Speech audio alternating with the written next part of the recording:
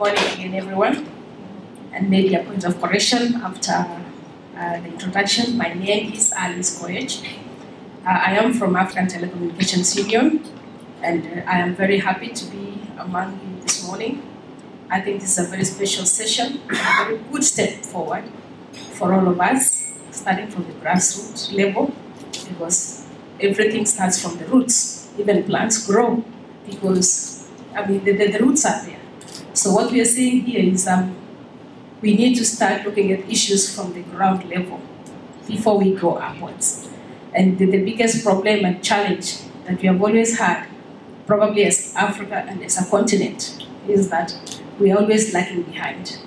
And this is something I must emphasize on, because when you look at the other regions, there's a very big difference when it comes to preparing for global resources. They are always very prepared, they are always looking forward, and they make sure that they take into account what their needs are, so that when it comes to a global point of view, they are able to put the issues across, they're able to lobby for numbers, and they get what they want.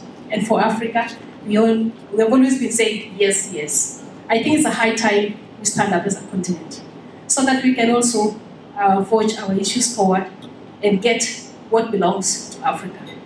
We all know that the market is here in Africa, and if we are not prepared to get the investors come on board, then they will come and sweep over us. So my presentation this morning on the ITR is just giving an overview of what ITRs are and what Africa has done up to now. The ball is still in your court, and there's still room to do much more, so that when we go to the African group, we should be able to stand up as a country, because I know this is Kenya IGF. We can go to the continental arena and tell the continental arena that these are the issues that we feel we need to forge forward for the WCIT, which is due to take place later in the year. What is moving it for me?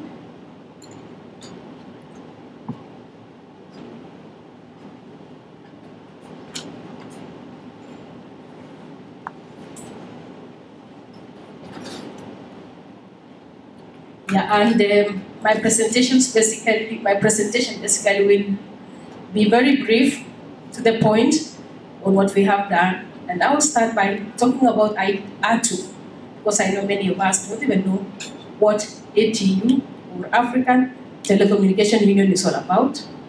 What are the efforts and the contributions of ATU? The background of WCIT, that is World Conference on International Telecommunication.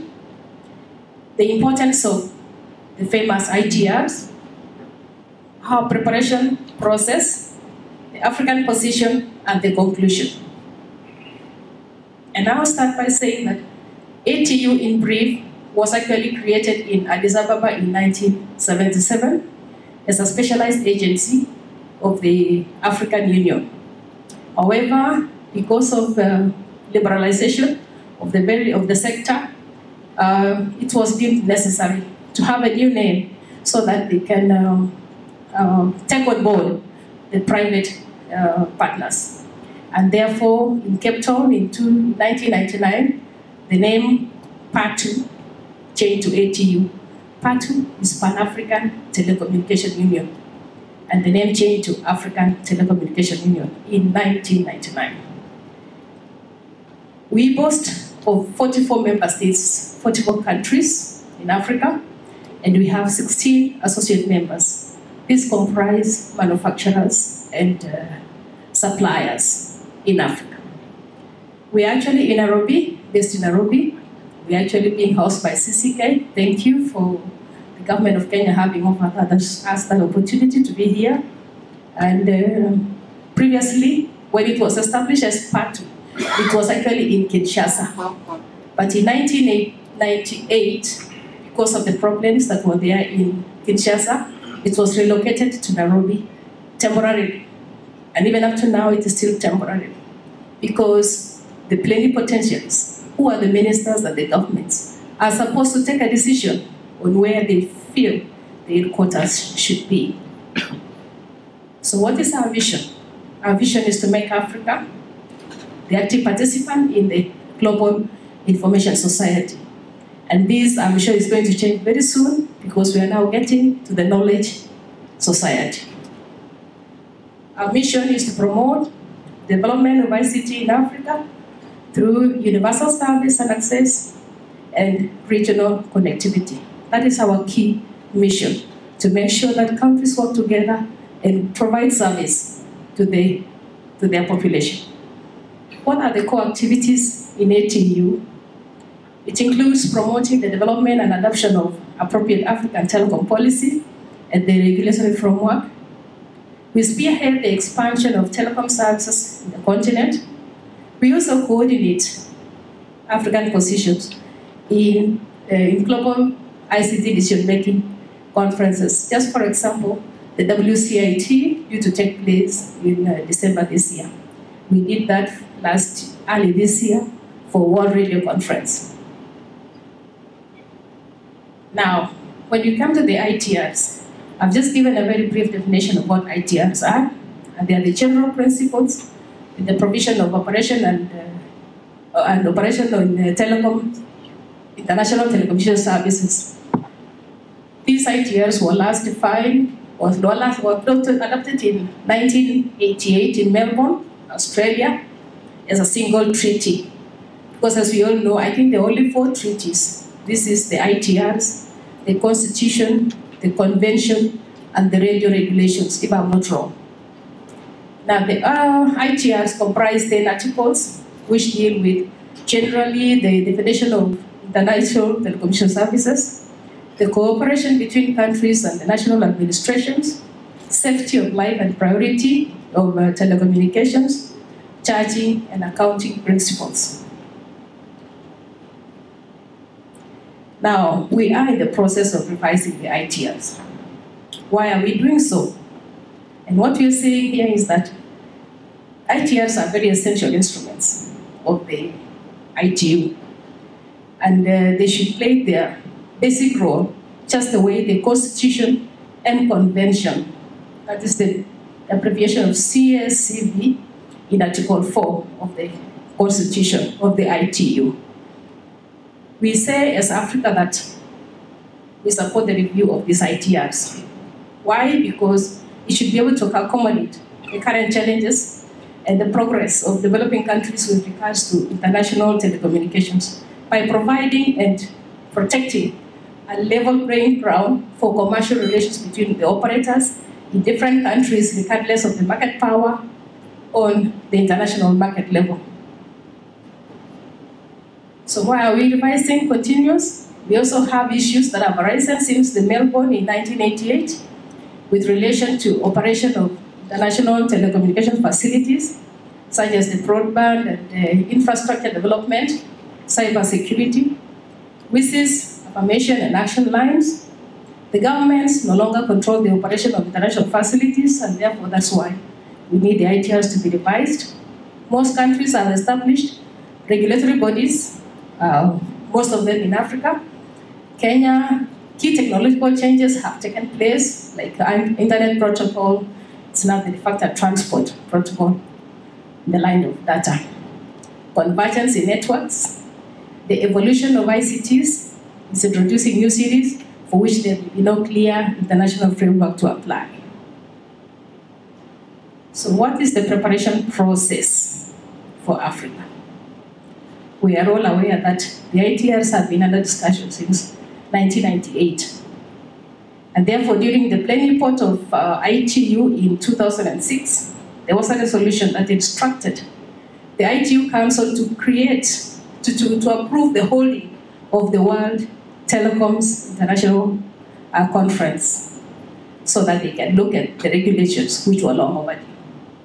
So in pursuance of this resolution, a council working group was constituted and it has held about 8 meetings, if I'm not wrong, up to now, and they have actually completed the work and they have presented their report to the council. They are, right now, as we're here, they are presenting their report to the ITU Council. And they have also done a report to the main conference in December. Now, as Africa, we have had 2 meetings. The first meeting was in Cairo, Egypt, in the month of November last year, and we had a second meeting sometimes in May this year in Durban, South Africa.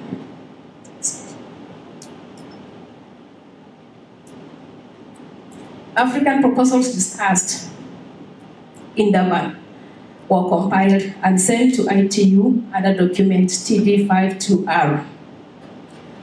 Several additional contributions from individual countries were also received, and they were submitted to the Council Working Group that was meeting in Geneva. For example, there were contributions from Egypt, Rwanda, and Cote d'Ivoire. I'm just wondering where Kenya was. Now, email also correspondence was established for purposes of exchanging views, and that is the link that we use to be able to get contributions so that we can compile them and put together as an African point of view. So what are the issues? What I'm just going to give here is the position as is with regard to the African proposals on the ITRs. And we all know that as Africa, we have taken positions on most of the articles, except on Article 2 and Article 6, which we felt as Africa that we could delay them so that we can see the contributions from the other regions. So in Article 1, we have actually said we should maintain collection charges. The other article is 6.2 on accounting, transit, and termination rates, which actually have a document that is able to give you the changes that Africa proposed, and they have been submitted to ITU, and they have been put there as African proposals. And one thing that I must mention here is that we have done comparison with the Arab group, and what we have noted is that most of the proposals from the African group are more or less the same as the proposals from the Arab group. All we just need to do is to keenly look at what are the key areas that we need to, where we're having differences, so that we can lobby and agree to support one another. That is, after considering the importance of that article to us. Please move on. I'm not going to go through it because I think we all know what all these articles are about. We have also some new articles. We have Article 9.1, which is talking about special arrangements. We have a new article to intercept and monitor the subject on process authorization. Then we also have a new article on security, that is member states to cooperate in technical matters with regard to security. Now, what are the main issues of concern on ITRs? Generally, we know the transfer of obligations and commitments to the operating agencies. This is in line with the Constitution, Article number 38. Article 1.4 is talking about application of some ITUT recommendations. What do we want ourselves? This is an issue that we need to consider. The rights to member states, to authorize. Are we in agreement with authorizing or not, or recognizing? In Africa, what we are saying is that right of member states to authorize, not recognize. But other countries are saying right of member states to recognize. What do we want as Africa? Then there is no observance of the member states' treaties. In other words, what we are saying here is, if we are not very careful, then there will be, people will, what do I say? The member states' treaties, nobody will respect them. But what we are saying is that member states' treaties should be sovereign. The definitions, I think, is something also very key here. Why? Because it's very complicated and it can bring different understandings. And what we as Africa is saying that the definitions should not be very detailed, And secondly, they should also not be very, granular. They should not be limited. In other words, it should be able to take care of issues like fraud, security, and so on and so forth. The other one is on the calling line identification. That is, are we able to identify the origin of the call?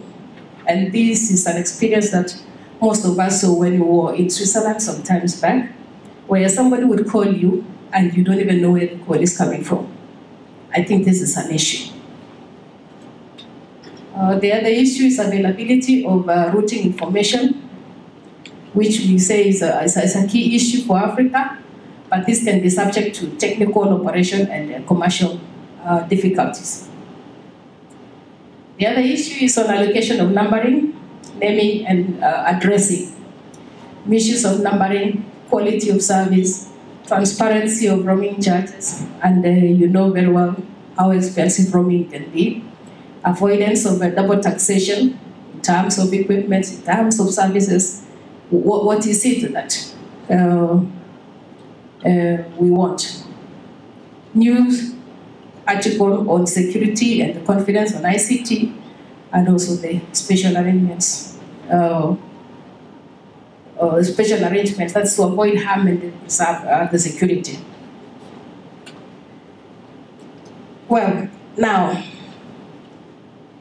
I have reached there in terms of what ITRs are, how important they are, what is the African perspective on these ITRs. In conclusion, I want to say that we as Africa are highly engaged in the revision process of the ITRs. And that is why we have started the preparatory process of bringing together the African countries so that we can look at these ITRs. And we want to encourage, and I'm very happy that you are here to look at the Kenyan view or in terms of ITR. Well, what do we have to say as Kenya? Because this is something you can be able to take forward to the continental arena and forge forward so that you can be able to get the support of the other African countries. Then we put it as one voice from Africa. The issues together, we can compile and put forth as in one voice as Africa.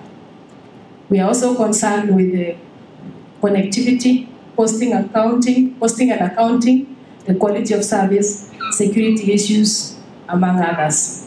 I think this is what we view as probably the key thing that we need to look at here. We are also saying that we should be able to come up with a unified common proposal, and that's what we are saying. When we come to the continental arena, we need to put the issues together so that we can take it to the global arena.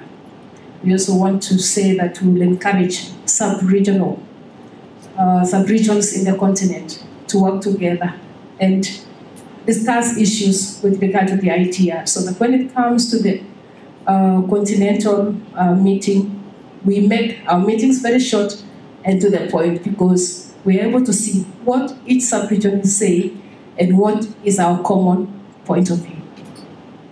And the last, but not least, is that we are going to have the final African group meeting, which will be held in Accra, Ghana, in the month of September, the dates of 25 and 26th, to look at the final proposals to WCIT. And I want to take this opportunity to welcome each and every one of you to that meeting. Even if you're not able to come, we would encourage comments, we would encourage sharing information so that we can be able to take it to that continental arena, so that we can discuss the issues and push them forward. One thing that I think there was a question raised somewhere with regard to national position and continental position. I think when it comes to ITU, the choice is sovereign to a country. If you feel you have an issue and you want to take it forward as a country, it is allowed. However, what we need to look at here is the numbers. Is your proposal going to receive the support it requires to sail through in the global arena as a country? So you may have to send a proposal as Kenya, but you must be able to lobby for it to go through. But as a continental proposal, I think it carries more weight because we have the numbers. And as you know, Africa has more countries than most of the countries globally. And if we are able to put most of the issues as Africa, I can assure you that we shall have, a voice shall be heard in the global arena. I want to appreciate the attention you've given me, and we can open the floor for discussion, but perhaps I can hand over to the chair. Thank you very much for listening.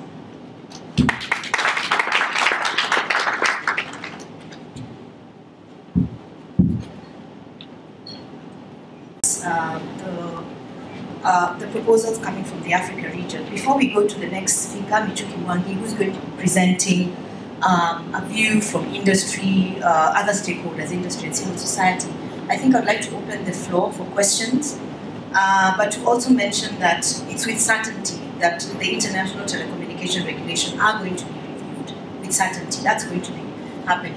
The question now is mainly around the definition and scope, and to what extent we want the scope of it. For example, on an issue like cybercrime, that's a good example. How do you define cybercrime? And I'm pleased to see Michael Katundu here from the CCK, who's responsible for the government cybersecurity framework and initiative.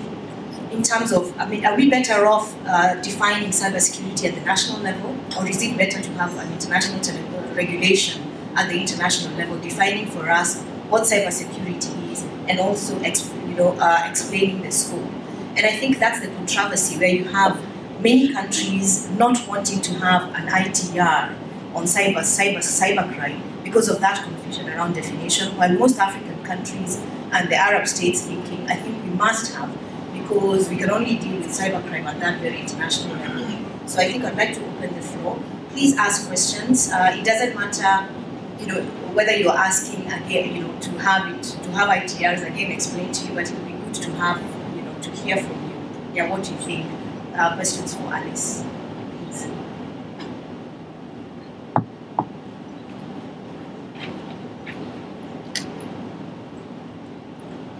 Alice, thank you very much for a very well put out presentation.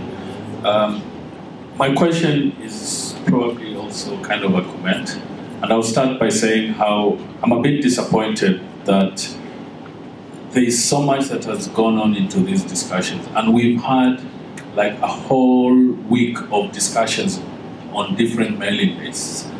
And one of the key things that we've been asking is, what is Africa's position? And there are documents out there, and we haven't seen them. So I'm just wondering, who are the stakeholders who've been discussing this, and have all voices been actually put into these discussions? I think this is a pertinent question.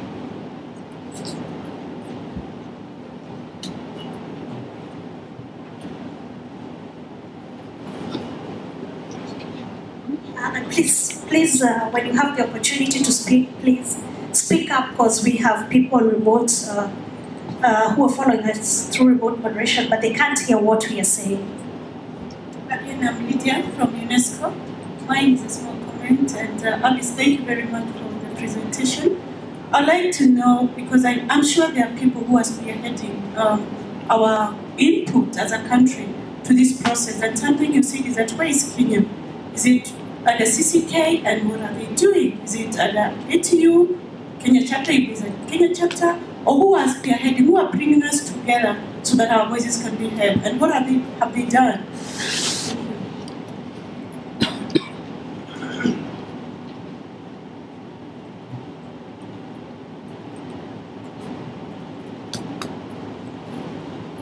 Thank you very much. My name is Barbara, and I represent Safari Africa Radio Online Station.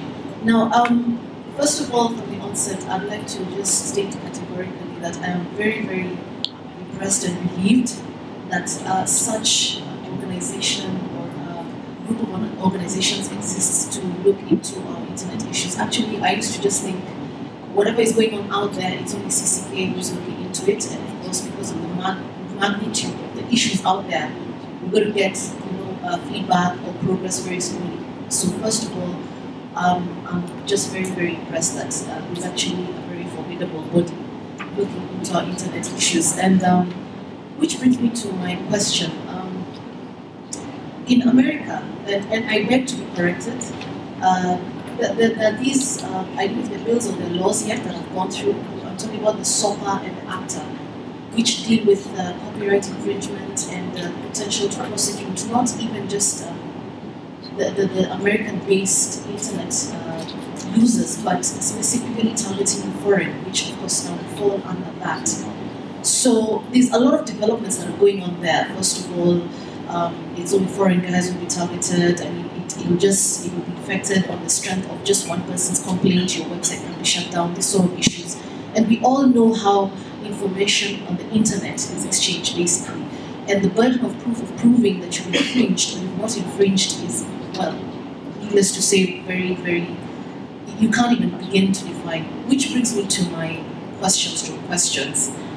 As Kenya and Africa, are we involved in this very, very big process? Because these laws definitely will have an impact on what we do here in Kenya on the internet. Are we following up? Do we even have a person there? What is going on there? And of course, do we have a say? If we do have a person there, or an organization, or a body, are our voices being heard? And if at all, because I'm pretty sure these laws will begin being implemented like almost immediately if they already haven't been implemented. And again, I stand to be corrected. What is our cause of redress as Africa? Because I fear a position where on one level there's a whole lot of policy talk and starting to implement, and yet on another level people are already getting whipped, and so there'll be a state of stopping the progress to start firefighting. And that's what I fear, because ultimately flow of information will not stop. So are these things going on concurrently? Thank you.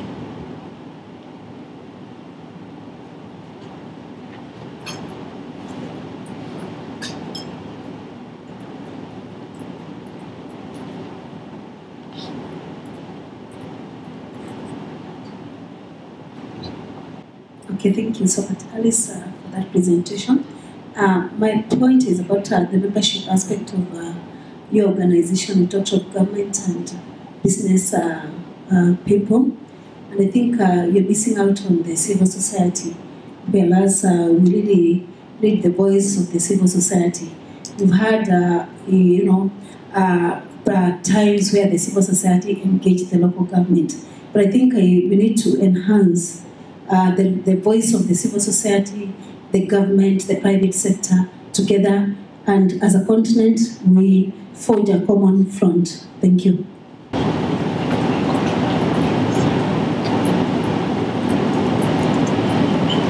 Hello, thank you. My name is George once again.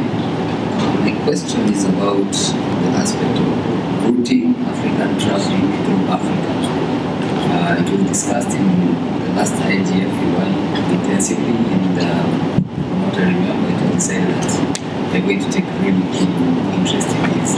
So I'd like to follow up and find out how many routing stations do we have so far.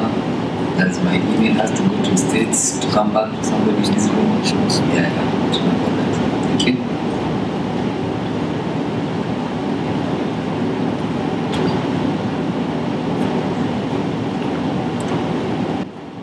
Thank you. I would like to know if there are any discussions within the African context related to the recent remarks on internet as a human right or internet as a right, especially in terms of the role that internet can play within the development context.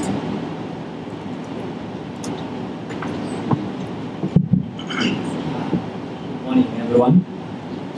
As Alice, when you said Michael Katundu from CCK, and CCK is just an organization, but we rely on bottom-up process these days, and this is a very important forum. As I listen to everybody making a contribution, I'm very happy, and I think I have learned the hard way already to focus on the positives then the negative comes last. To start with, I want to really commend ATU. ATU is really doing a very wonderful job at the East Africa, at the African region. They are coordinating this process. And of course, CCK is also giving its input, and everybody else is also welcome, because this does not really affect CCK alone, it just affects all of us. We are just a custodian of what most of you tell us to do. And going forward, I think Alice did pose a concern on what you could call maybe the Tigers. The Tigers are comfortable with cybersecurity not being included in the ITRs because themselves they are comfortable. And the lady who just spoke about America, them they are able to make laws which affect us. You are not able to make laws which affect them. What does that mean? Alice, what I would propose, if the rest of the participants here are comfortable with, is that we push for cybersecurity management to be in the ITRs. It is going to help Africa, to give Africa teeth to negotiate at that level. Why? The internet has made the world a global village. Cybersecurity is global in its nature, just because it emanates from the internet facility. We have so much cyber attacks, spam, and so forth, emanating from out there, coming to affect us because our networks are flawed. We also lack skills, capacities to ensure that our networks are well tightened. So who are most affected? Ourselves. But where are these attacks coming from? Out there. So if we don't have ITRs really say something about how to go about this at the global level as a principle, then where are we? We are going to be finished. They always say the next world war will be through cyber. And we are already experiencing that. You would think Al-Shabaab, they're just attacking us. They're using the internet, Facebook, Twitter, chat, and so forth. So this is a mega, mega issue to us. So my proposal is that going forward, we need to have this. CCK is privileged to be coordinating establishment of the Kenya Computer Incident Response Team at the national level. And we are partnering with all sectors, the industry, the private sector, government, the law enforcement, and so forth. But we are also encouraging establishment of sector-specific SATs at various forums at the industry level, at the governmental level, at the academic level, and so forth, so that we can be able to deal also with this challenging issue at the national level. Thank you very much.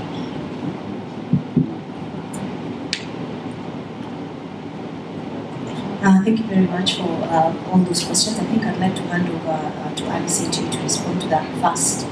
I think the first 6 before we can take others. Thank you. Thank you very much for those who have asked questions. I think they are all very valid questions and very important.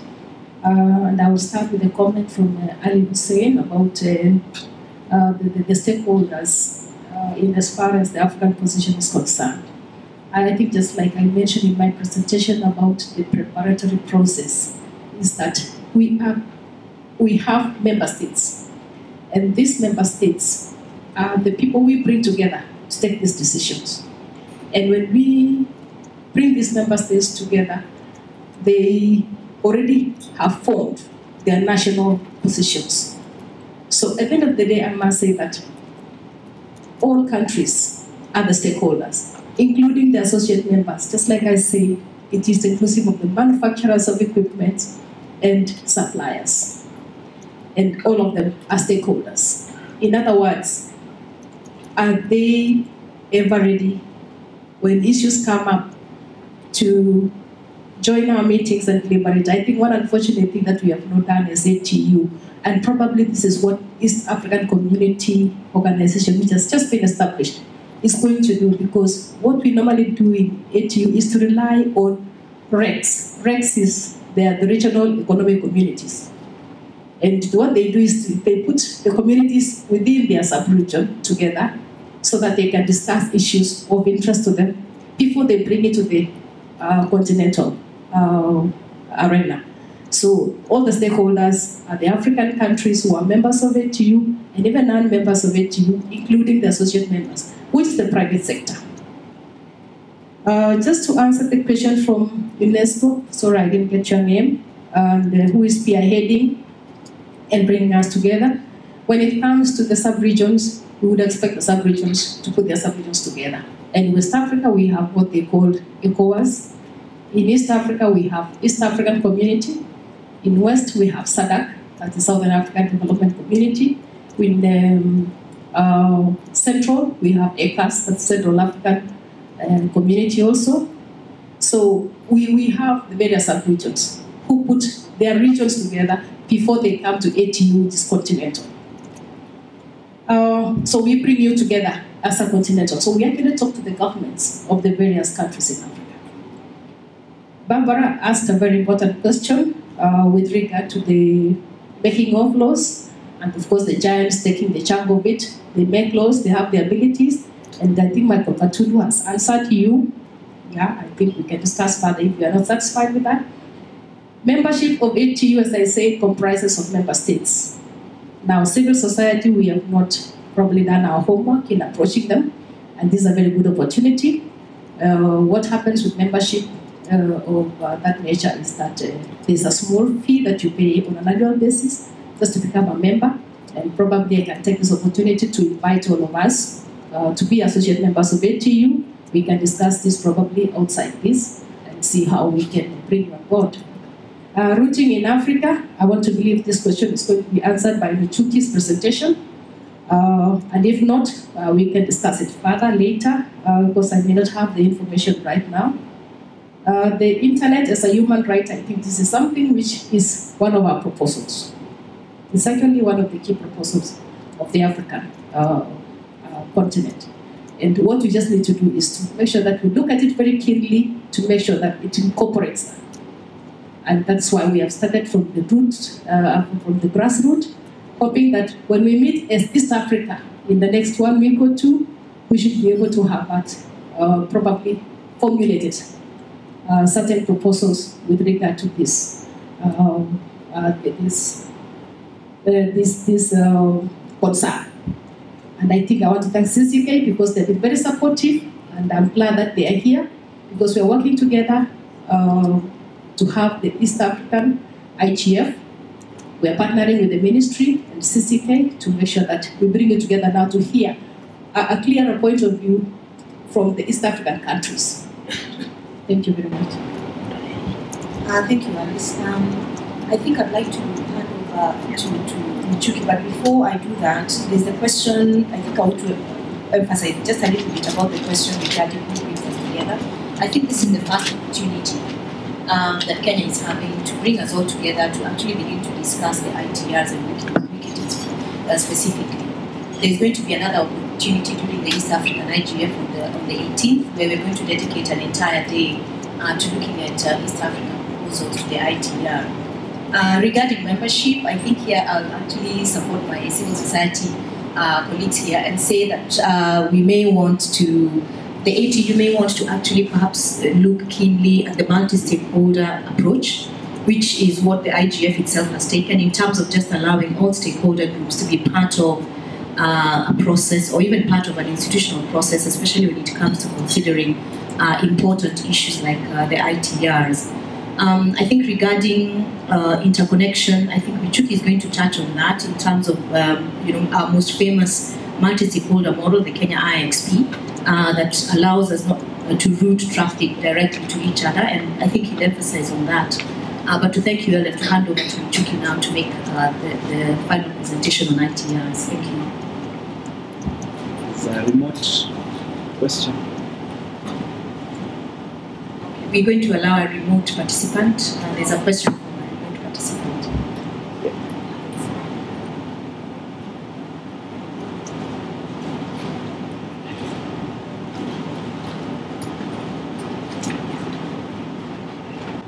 Okay, this is from Jolly McPhee. He's following all the way from the States. He's asking Alice whether by ITU increasing its scope to ICT, whether ITU increasing its scope to ICT threatens internet independence.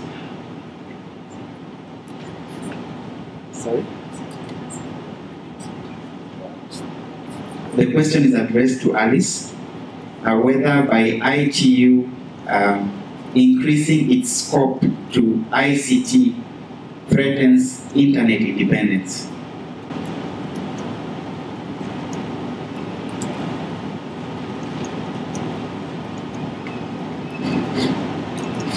That's, I think, a question that is very relevant to ITU, not ATU, because I can hear the person asking if ITU. Is it ITU or ATU? ITU. Can I request the person who's asking the question to bring it up during the EA IGF the next 2 weeks, because we can have ITU with us. Okay. Thank you.